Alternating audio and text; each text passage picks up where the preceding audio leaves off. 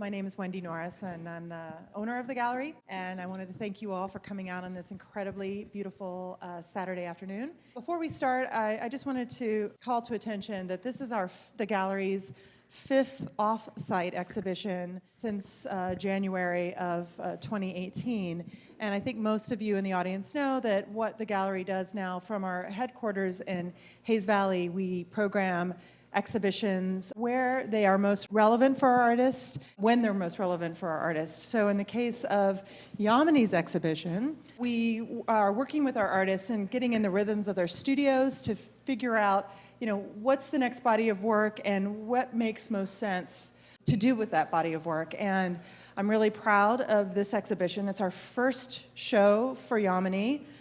We've been working with each other for 5 years now. And I was introduced to her work by the New York Times critic Colin Cotter. And then 3 days later, I, by accident, wandered into the Yerba Buena Center for the Arts show called Migrating Identities and fell in love with the first gallery, which happened to have a bevy of Yamini's works, and looked at the wall label. And it was just one of those signs in the art world that you have to pay attention to. And I think that was about 5 years ago or so, 5 or 6 years ago. And this is her debut solo exhibition here on the West Coast. So I'm grateful to all the people, the hundreds of people we've had already to date that have been through this space. And I'm grateful to my director, Matea Fish, who curated the entire exhibition, found the space, and uncovered that there actually is a subterranean gallery that nobody knew about. And I think that was really, for us, the clincher for this actual space. So before I turn it over to George and the rest of the group, I just wanted to say one more thing. We'll be announcing our 6th offsite exhibition, which is going to take place opening in May in New York. We'll be announcing that later this week, shortly after the close of Yamini's show. That's going to be a solo show for the modern artist Leonora Carrington, and we're doing a lot of work with both Moma and SF Moma on that show. So I hope you and all your friends will follow us and visit us in New York in May and June. So thank you in advance to everybody here, and thank you, George. I'm so excited you're here. So I'll turn it over to you. Thank you, Wendi. Good afternoon, everyone. My name is George McCalman. I am an artist and creative director based in San Francisco. I've lived in the city for 20 years, and I host an ongoing regular salon series discussion at the Battery that probes the intersection of art and how the boom has changed all of our collective industries. We discuss things like the politics, the business, and the process of being an artist. And so I am really touched. Thank you, Matea. Thank you, Wendi, for considering me as a moderator for this discussion. So just to orient the entire audience here, I usually ask my panelists to introduce themselves. So everyone knows why we're here. It's because of you, Yamini. But I would also love to hear a little bit of who you are, where you come from, and what your location is, the both of you. We'll start with you, Yamini. Thank you. Sure. Thank you, everyone, for being here. I'm Yamini, and I'm a photo-based artist living in and working in Brooklyn, New York. I'm originally from, or really I was raised just outside Detroit, as well as Delhi, India. And I spent a lot of time kind of going back and forth, throughout my childhood and into my later years. And now I'm primarily based in New York, but still have a place in Delhi. So I guess in terms of location, I guess you could say like New York. Yes. Thank you, Allan deSouza. So Allan deSouza, based East Bay, Alameda, although I never put that on my CV because no one ever knows where that is. I'm an artist, and my work ranges across different media, primarily photography, which is what I show mostly. I also work extensively with text, I have a book which just came out called How Art Can Be Thought. It's a book about what language we use to speak about art, but I also consider it as an artwork. I also teach. I'm the chair of the art department at UC Berkeley, and I consider teaching also as part of my art practice. Thank you. So we were having a discussion a few days ago, the three of us, on process, and specifically the process of how we as artists create. And the very first time Matea gave me a tour of your work, Yamini, I was really struck by what the difference between viewing the work online versus viewing it in person evoked in me. And I remember leaning into several of the pieces, just like, how did she do that? Because I'm picking up on the various shades and levels and nuances of it. And I would love it if you would explain to us a little bit of the process of the making before we even get into the philosophy and the ideas behind it. How do you make the work that we're fortunate to be staring at right now? Sure. I mean, essentially, I think my process is quite straightforward and simple in the sense that I physically build sculptures and create photographic documents from the sculptures. Within the sculptures, there's a kind of play within spatiality and flatness, and I think conceptually there's a kind of awareness of the camera and the idea that there's this sort of flatness or even performance for the camera that, we think of, connecting to photography with people, but also in terms of like sculpture and objects. I think that that's an interesting idea. And so, I mean, essentially what you're looking at are really photographs of physically built three-dimensional spaces, objects, environments that are then printed as documents of the physical object. It's really a very tactile experience. And for anyone who has not yet had the chance to go downstairs to look at the pieces downstairs, I really invite you to do so after the talk, because I feel like that is the room where a lot of your work conceptually and philosophically came to life. Seeing it in a room of kind of white walls puts a little bit of distance between that, but seeing some of the textures next to the textures of your pieces, a lot of the ideas behind it came together for me. And so I would love to hear your impressions between each other. Talk a little bit about the ideas, some of the philosophical ideas and the conceptual ideas behind this series. Okay. Well, that opens up Yes. a huge space. Open it up, Allan. So actually, just in terms of some of the practicalities, I was wondering, is there a sense of frontality? Like, so when you're building the objects, you mentioned you have an awareness of the camera. And so is there already a sense of which angle you're going to be photographing from? Like, is there a front to the object?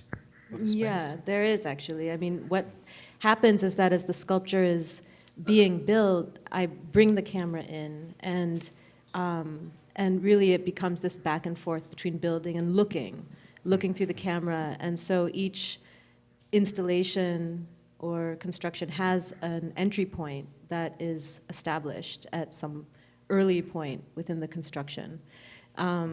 What happens is that I will create a number of photographs. The sculpture or the construction goes through different iterations, and that is actually what changes. Not necessarily the angle that I'm photographing, but the actual, kind of the complexity, the tension, the actual sculpture as it's being built and forming, that is actually what changes. But yeah, there's usually a very specific entry point into the sculpture. And I think of that as a way of thinking about an object I use the word performing, but having an awareness even of like there's an element of theater in my work that I think kind of pervades it or it kind of like threads through, and so it becomes this sort of frontal sort of relationship between the camera and the subject. Okay. Yeah, I mean, so Can I you think part of both that- talk a little bit about? I'd like to orient the audience a little bit to some of the themes behind the work. Can you talk a little bit about what some of the thinking is behind this series? Yeah, I mean, with this series, this body of work, well, I've been thinking about a set of ideas for a long time, and these ideas have really to do with architecture, building, cities, environments, the individual, the body, how these as a constellation sort of relate to one another. And with this body of work, I really began thinking of it as almost like an abstraction of the way a city functions. And, thinking about, we were just talking about this earlier, Brecht and Brechtian theater, and this, this idea of a transparency in construction and these sort of protagonists in a way, and each image, each work kind of taking on a different element of the way that we experience a city, in a sense. So, downstairs, if you haven't had a chance to see, there's an image it's called Built as of Stone, and it references, loosely it sort of references this idea of a master architect. There's this idea of a master architect. And then next to it is this image, an image called Wingbone, which is very much in opposition to that. There's a fragility and a delicateness in the construction. And so the idea of theater and theater of the city, in a sense, and construction is something that I think is very much related to this body of work. Yeah. And so some of the themes that we talked about in our conversation was around the intersection of urban planning and architecture. Can you both talk a little bit about what your curiosity around that is, and also where that comes from? I'm still not there. I'm sort of taking partly the sort of smaller steps, I think, to read the work. So I'm still sort of, so if I can sort of come back a little bit before entering the larger space of the city, I'm still grappling with how theater, painting, sculpture, photography are coming together. And so I want to grapple with that just for a minute longer before we get to some of those other larger questions. So I'm thinking of painting, obviously because of the use of color, and we don't know until closer examination whether there is paint used or not. But thinking of painting more in the sense of how you've described as a front to what we're seeing. So something is posing frontally for the camera, so therefore it's functioning more as painting than sculpture. And certainly not in sculptures in the round. The separation of sculpture from painting is something that we can walk around and see from all sides, from 3 dimensions. And so you're presenting us something that's both the language of painting and of theater, as you said, the kind of proscenium arch, which is the frame. And both of those, like painting and theater as performance, as a kind of performance of a gesture. And it's interesting, you mentioned curiosity. I was also thinking of the curious unity of an artwork, which is, sorry to dredge him up, Foucault's phrase. So what constitutes an artwork as a curious unity that we separated from the walls? And it's interesting here that these two pieces extend the whiteness extends out into the walls. Well, this one is framed by the gray, but downstairs they function so differently. There's less of the frame, because the frame goes into the wall much more. But that notion of a curious unity as itself a performance. So I see you performing here, actually. I mean, I see these as performances of you, and it might be that's where the experience of the city, of migration, diaspora, I mean, all those larger questions, that's what's being performed for me. Oh, that's interesting. The idea that diaspora and the performance of identity, in a sense, is that what you mean, or? Yeah, I'm not sure I've jumped that quickly to identity either, because that, again, that takes a number of steps to get there. But certainly, you know, when we think of wandering through the city, and the examples of the Situationists, using the idea of psychogeography, that one wanders with no destination in mind, and how that's the same process as psychoanalysis of wandering through the brain. And so then, you know, these are, you know, like Freud's descriptions of, you know, the conscious and the unconscious as levels, you know, the attic and the living spaces, and then the basement down there, you know, and how together produce that unity. And so I mean, as viewers, we sort of wander through these constructed spaces. So we ourselves become pedestrians, you know, I think, within the work. And I think it's that wandering that might take us to those questions around identity. But we have to wander through them first. Yeah, I mean, so I don't know. So how, I mean, because we haven't talked about your work as performance, so I don't know how you think of that. Yes, I'm curious what you think of that, Yamini. I mean, I think the element of performance, I think, is sort of the seed within my work, because it's what's happening within the studio as, you know, as I'm literally creating these situations, and even the lighting becomes part of the performance, and for some more than others, in the sense that, like some of these pieces, especially the piece downstairs, Built as If Stone, much of that color was generated through light gels. So it wasn't actually paint.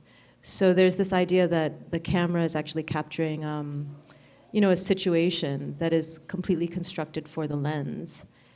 And then to kind of take that further, I think, you know, I began to think of some of these works as protagonists, in a sense, because I think, especially the ones with the white background, it's, you know, it's an image of a subject, but it's almost, it starts to get into almost like a portrait, in a sense, or this idea that there's this sort of character, or these kind of characters emerging,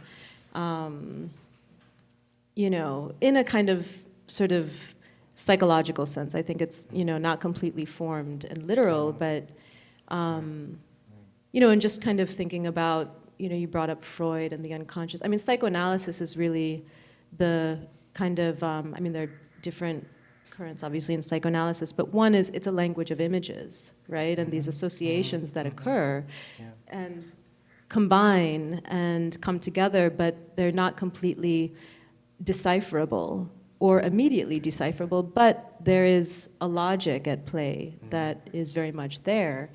And that's an idea that I find really kind of relevant in my work, because there's, you know, with the works, there are a number of references that are, I mean, sublimated could be one word, but the idea that they're sort of combining and, you know, really starting to create their own kind of entity, you know? So, you know, a piece like Daydreamer, Cora, which is on the wall there, you know, really begins to play with this idea of spatiality. It's a reference to, there's a visual reference to the Fibonacci spiral.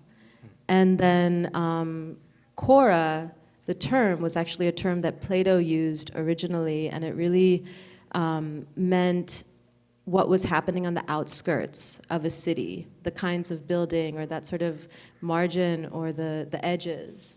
And, but it also has a kind of slight maternal undertone, the word. It doesn't mean mother, but there's a kind of maternal undertone to the word. So I thought that was very interesting. And, you know, so kind of bringing these ideas together to create something that in some, you know, the word abstract is connected to my work quite a bit. And, you know, these ideas, I don't know if I consider them so much abstract, but or rather the sculptures. The sculptures are very physical, but what they're doing is sort of bringing together, visualizing these kinds of ideas that I think are very much connected to the way that we experience cities, or these kinds of narratives that are happening in the cities, these dualities or multiplicities, but maybe we don't have a language for them yet, right? Yeah, so, I mean, I think these are abstract not in the convention of how we understand abstraction as not representative of something that already exists in the world. So these are obviously photographs of something that you've built, and so they're in that sense they're documents of something that exists or existed, at least for the photograph. So in that sense they're not abstract at all, as we encounter them in the gallery. I mean, they're documents. So it's interesting that you also make that distinction that the sculptures are abstract, but the photographs are not necessarily so. But I also think that you mentioned Brecht, and you know, one of our associations we have with Brecht is of breaking that the proscenium, so the direct address from the actor to the audience, you know, breaking out of character, and I think there's something important about that.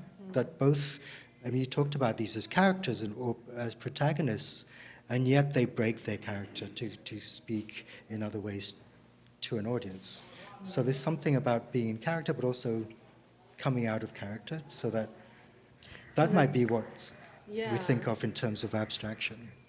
Well, it's interesting because with Brecht also, you know, there was this distinction between belief being suspended or suspending disbelief, and kind of allowing a real transparency and a kind of direct engagement with the audience in a way to essentially get the audience to invite the audience to ask questions, right, as to what and why, and realize that everything is constructed, right? And so what about that? And it can also then be constructed in different ways, right? So, and for me, in my own trajectory in my work, early on, much of the work I was making was, and this is early on, was about, there was this suspension of belief, you know, disbelief, right? And the idea that something really looked real, and I was essentially building sculptures in miniature,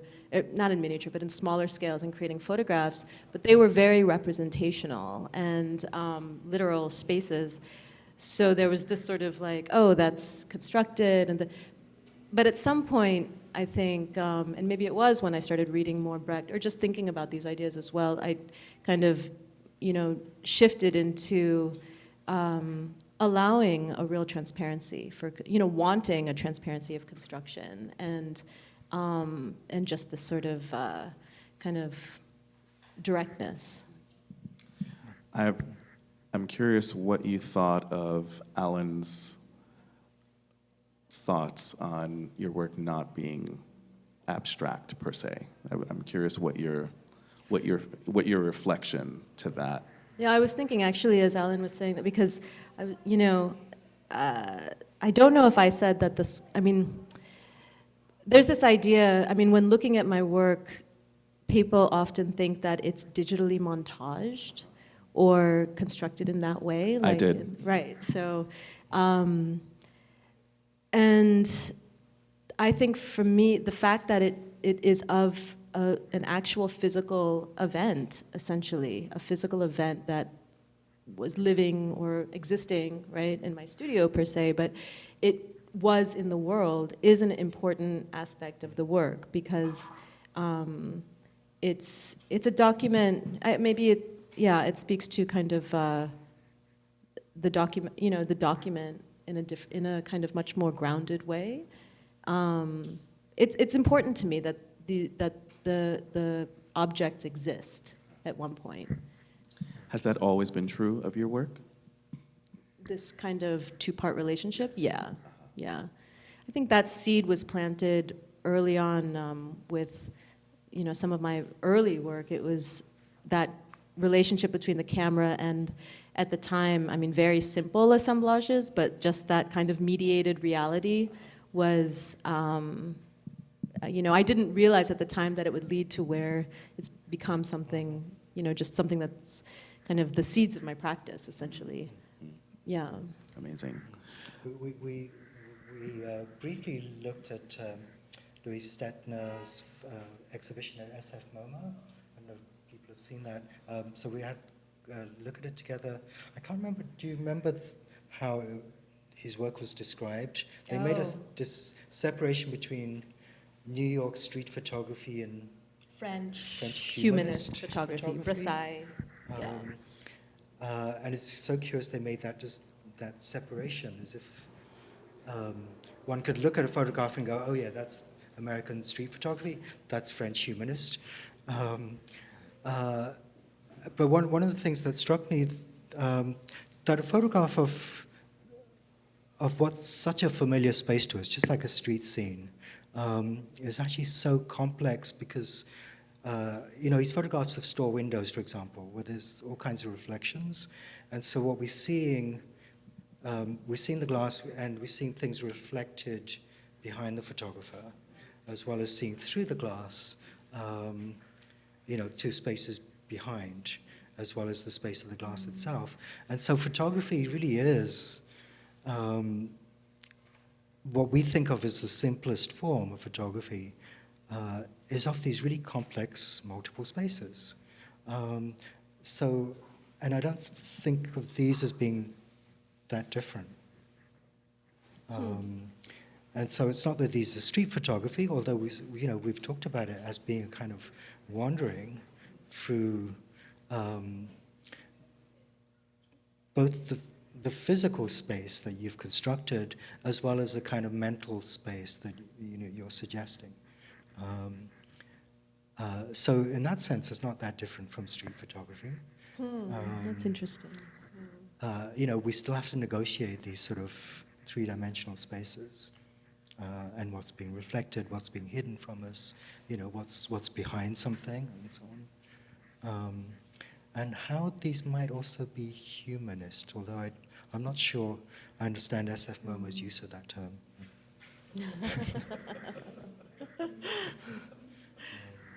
Because they're more than abstract. They're more than just objects. They are speaking to your experience of being in the world, and therefore, and since your experience is not completely unusual or separate from other people's, so it's also speaking to a much more collective experience. And so whether that's sort of moving towards something that's humanistic. Humanistic makes me also, it sort of makes me think about thinking about the photograph as some kind of empathetic object in a sense, or the way a work on a wall can function as something that has empathy, or I have to kind of think about the word empathy now, but there's something in a kind of in the materiality that I kind of think of as relating to that somehow. But just thinking about also this idea of wandering through the city, I think, or wandering mentally as well, research and kind of reading and just research and connecting ideas, that's something that's very much a part of my process, and the photographs become this sort of punctuation point as I'm working, so it's very kind of there is that sort of wandering, but research as wandering as well into kind of history and kind of connecting ideas. The dream space we spoke about the other day. In a sense, yeah. In a sense. I mean, also it's sort of like Sebald a little bit, and, this, kind of thinking about the present, but also time as something that's past and present, and sort of bringing together somehow, Well, so, yeah, I mean, Sebald, I don't know if people know W.G. Sebald, the writer. I mean, I think that's such an interesting example of someone who writes fiction, but then uses photographs with the text, and the photographs appear to be documents that are, or of places that are described in the text, but really are totally disconnected. And yet the photographs seem to be authenticating the text, turning it from fiction into something that's much more documentary. So what happens is there's this kind of very textured layering as you're reading and you're sort of seeing these photographs. I think what happens with, a writer like Sebald is that there's this sort of mental space that sort of opens up. So then the reader is able to, kind of wander as well, right? With their own associations, yeah. And I think between what is factual and what is fictional, and of course then fictional not necessarily being any less true than fact, because fiction might be convincing us of the things that are not apparent, so that can't be presented to us as evidence. So, I mean, we think of that as sort of the larger truths. And so I think that's an interesting model for your own work. So obviously it's a document of something that actually existed, and yet you're using kind of fictional strategies as well, in the same way that, Sebald's novels do, I think. I love that phrase, fictional strategies. I mean, and it was interesting reading the intro to your book, I'm just thinking about, because in my own trajectory, I came to kind of making things through writing and through performance before I became a visual artist. So before I went to art school, I was in New York, and I was studying poetry and thinking I was going to make a living as a writer. And then just reading your intro and kind of thinking about like the performance group, I think Godzilla, it's. Godzilla in New York. Yeah, in New York, but also in artist London. Network. Yeah. But yes, I also have a background in theatre, and this always feels like a confession as mime.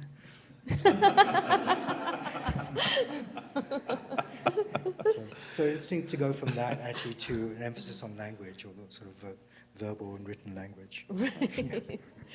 But just some of those strategies that come from writing and performance, and I think those have always kind of, and poetry, to like just spoken word. I mean, I did a lot of spoken word kind of performance poetry. I mean, it feels like another planet now, but I think that definitely kind of informed the way that I approach art making.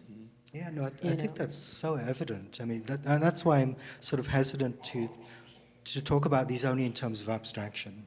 And one, that's clearly false, but in the way that, a novel gives us elements of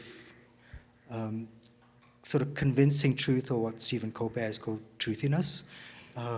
So truthful enough to make it convincing, or to allow us to believe it, the larger whole. And so using factual strategies, you're building something and photographing it, but the larger thing that's been created is through, I think, strategies of fiction, in order to bring in poetry, to bring in speculation, I think to allow us to wander within the images. Those to me are sort of partly literary strategies as well. Mm-hmm. So that makes complete sense. Mm-hmm. We touched on the theme of immigration in our conversation the last time, and I want to bring some of that into this open discussion a little bit. I was really interested in both of your perspectives in that conversation around how it does and does not inform some of the language behind your work? So the environment and architecture and the ways in which these are constructed are, that's what sort of compels me. And I'm kind of drawn to this duality between the formal plan, say within modern architecture, modernist architecture, and then the informal and the ways in which individuals and communities make space. And that's something that is happening globally, cities, urban spaces. And it's an activity that I connect to the diaspora and the ideas, really how communities that are in the midst of becoming in some way make space. And so the kinds of methodologies and strategies that are used, that's something that I kind of draw a lot of inspiration from, in constructing and thinking about my work. Yeah, and I think that's really one of the pleasures for me of looking at your work, and like to be involved in developing a visual language that's complex enough to be able to address diasporic politics. And again, the sort of convention around sort of the migrant is that they're perpetually nostalgic. They're always out of place. They can't exist, and they can't exist in the new place, and they can't ever go back. And so it's the term is sort of the fish out of water.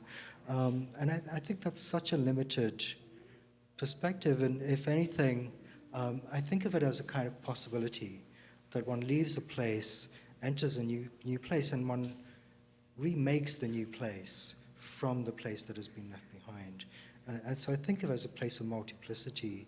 And of course, it's now it is the most common experience in the world of sort of mass migrations, where places are getting mixed up by migrants, and we're constantly remaking the world. And obviously, within, and having to deal with all the violences of that at the same time. So I think that the language that's needed to address those questions needs to be complex, needs to be not immediately readable, because the experience itself isn't immediately readable. And as I said, that's really one of the pleasures for me of your work, that I do think it's grappling with these questions of diaspora, but is engaged with inventing a language for that. Yeah, I think thinking of diaspora as something that's a productive space is interesting. And I mean, I also find it sort of frustrating the way diaspora sort of, or has been thought of in terms of, and that kind of like nostalgia or this tie to a homeland. That's not something, I think that there's so much more in terms of creating a vocabulary, creating a language around what that could be aesthetically, visually, culturally, mentally. Yeah. So I'm curious, as an artist speaking with two artists, what is your relationship with, and give me a second to sort through this relationship. I find that every person on some level has to deal with this. The perception of your work and leaving space for an interpretation that is outside of how you consider it, versus what you feel and what you are continuing to explore about your own work. How do you reconcile the space in between what we think and what you know and are continuing to evolve into understanding about your own work? And I think I love it. There was a pause there for a second. Yes. I mean, I think with my work, there's a slow reveal, and what I've seen happen is every individual has a different set of associations or interpretations that happen, which I love. I think that's very interesting. I think that's how an artwork, that's how work should kind of communicate, and it's about a relationship and it's about a dialogue. And I think there's, a kind of honoring of the viewer as well, that it's not so much about a kind of top-down approach, but it's a conversation. So, so I welcome that. I think there is a slow reveal that I think it takes time, and so there's an asking of the viewer to spend time, and so there's that. Yeah. Yeah, I think my work is fairly explicit in being about the sort of culture in which we live. And so, we both show in South Asia, for example. I'm happy to work within whatever sort of nomenclature and labels are put onto me. So, I'm from East Africa, so I exhibit within the context of contemporary African art, also South Asian art. I never get to show as an American artist. I still get to exhibit within the context of Black British art. And I'm interested in all those, what are seen as categories, in order to be able to test the limits of what each one of those means, and how inadequate any of those are. And yet it's necessary for me to function within those as well.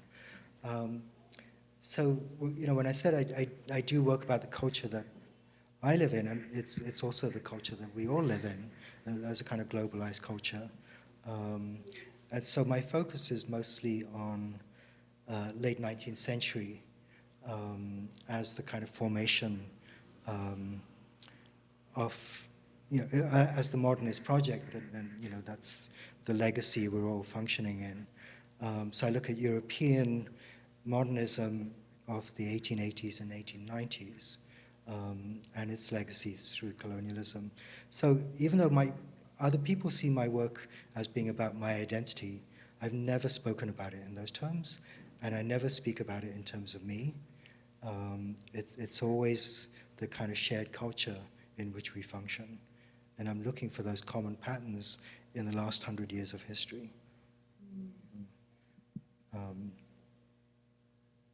I don't know if that comes to your question, actually. No, it does, because I think it is a very individual process also of providing that space, because I think the language in the age of technology is more widely used than ever, and it can often be devoid of context. And I mean that we all face it, because it is just as simple as a bunch of people responding to a Twitter post or a Facebook post, and then you have to clarify your intention, and it becomes a much larger conversation. So I think that artists face this. Anytime you place your work out into the world, there is a space that exists between the perception and your own intent. And I loved your response in terms of you're asking people to take time, because it does take time. And I'm always wary of immediate responses. My own relationship to understanding your work has evolved since I first saw it. And I really appreciate your thoughtfulness in approaching your own boundaries around understanding your own work and leaving room for outside interpretation. Thank you. Yeah, I mean, and I'm just thinking about what Allan was saying about the modernist project, because, I completely, that resonates with me, something that's kind of at the core of my thinking as well, this sort of 10-year project that I've, kind of been working on, this being sort of maybe one kind of culmination of that. And, thinking about these intersections around the sort of, late 19th century, early 20th century, what we've inherited, but also the intersections between, in my case, like modernist architecture, colonialism, but then it also gets into kind of psychoanalysis and all the photography. This timeline was just, it's very much concurrent.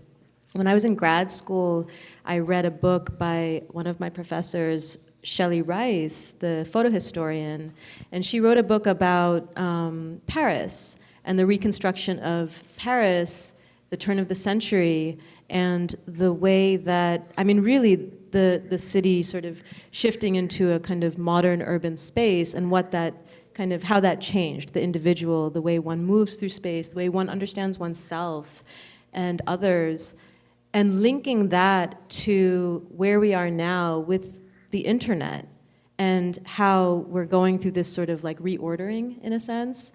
So I think, that kind of, those points of origin, or sort of thinking of that as a sort of pivotal time, has kind of been a real interesting kind of point of departure in terms of research and in terms of like thinking about how these ideas relate to where we are now, connecting to the world, the web, Yeah.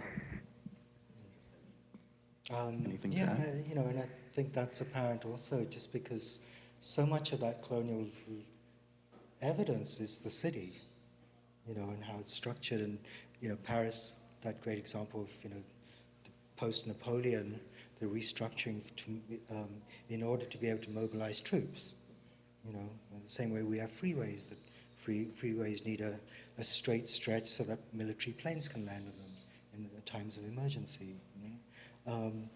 And so the things that we've taken for granted in terms of our urban spaces, so much come out of that sort of colonial encounter. So certainly the idea of sort of wandering through the city is also about wandering through history and rethinking one's place within that legacy. And I think that's one of the ways that the migrant remakes cities,